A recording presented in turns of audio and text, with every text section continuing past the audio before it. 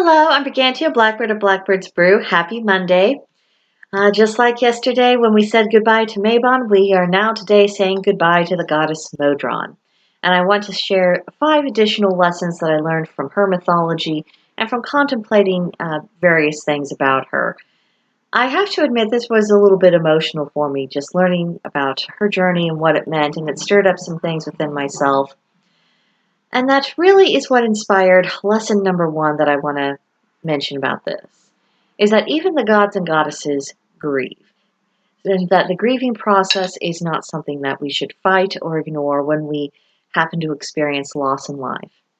Modron went into a very deep grief when her son was taken from her, so much so that the entire earth fell into an autumn and a winter.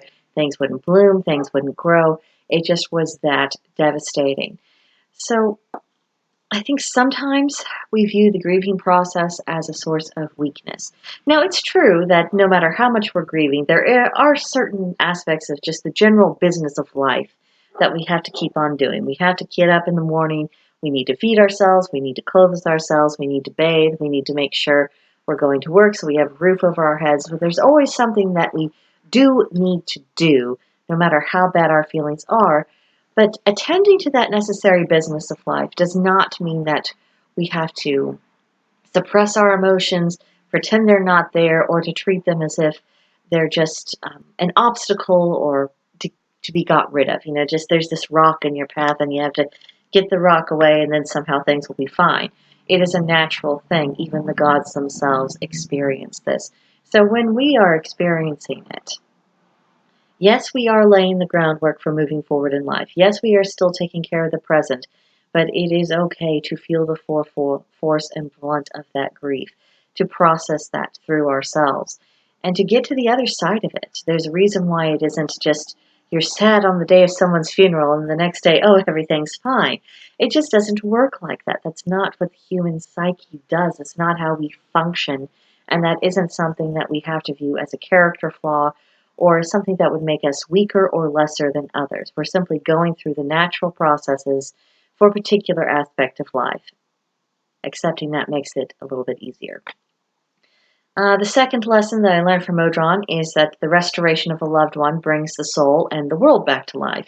Just as Mabon, when he was returned to his mother, brought the world back to life because she was allowing things to grow and to bloom and to come to fruition again, so too, when someone we care about has come through a rough patch and they're okay now, they're out the other side, they didn't just survive it, they're now in a position where they are going to thrive and they're moving forward.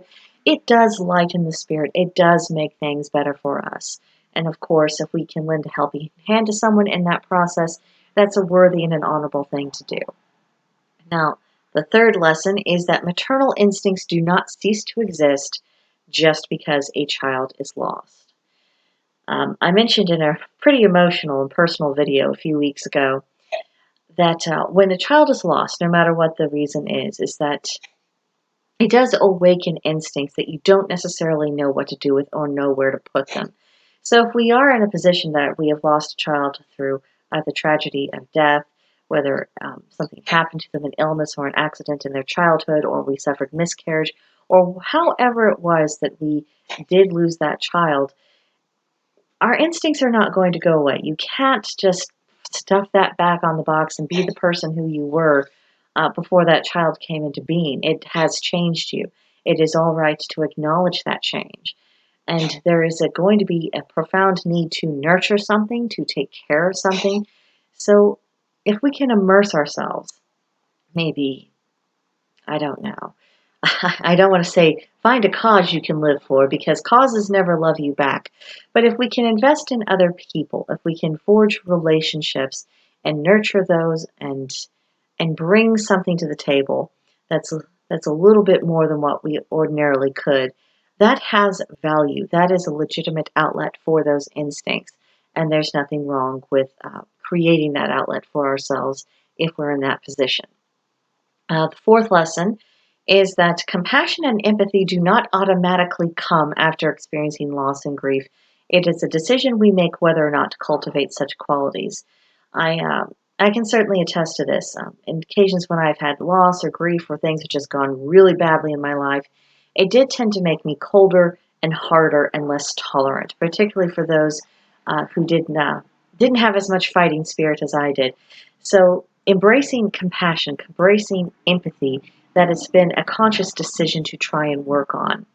Now, the goddess Modron, I think she did lean into that, and certainly after the restoration of her son, I think certainly she grew into more compassion and more empathy for those who've experienced similar losses.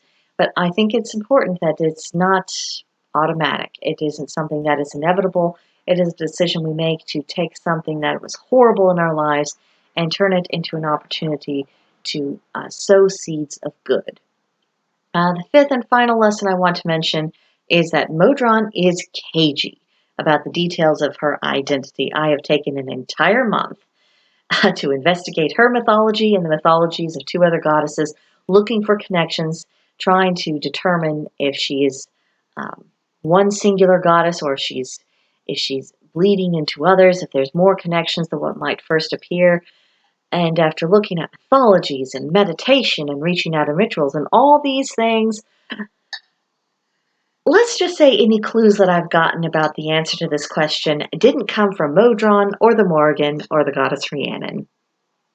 At least for the time being, Modron is more than content to be approached by worshippers in the context of her known mythology and doesn't seem to be interested in getting further into the details. Perhaps this is the only face she is willing to show us. Perhaps this is the only context with which she's willing to work with us, and she's a goddess. So that's kind of her decision, not ours.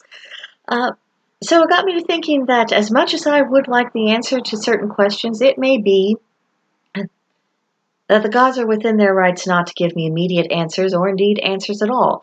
If I do ultimately come to a conclusion about who she is and the nature of who she is, uh, it may not be because she led me step by step through the process.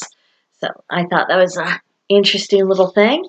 But if you have worked with Modron before, if you have any experiences with her that you would like to share, or like me, you've been kind of struggling through trying to figure out more about her, who she is, because let's face it, we are short on details. We do not have very much mythology. We don't have a lot of archaeology to reference. We're just kind of stuck with how she sees fit to interact with us in the here and now. So if you would like to talk with that, whether to share your experiences or to share your frustrations, please come visit us at Blackbird's Brew on Discord. There will be a link in the description box below. And I'll be happy to chat away with you there. But until then, I shall see you in another video. Bye.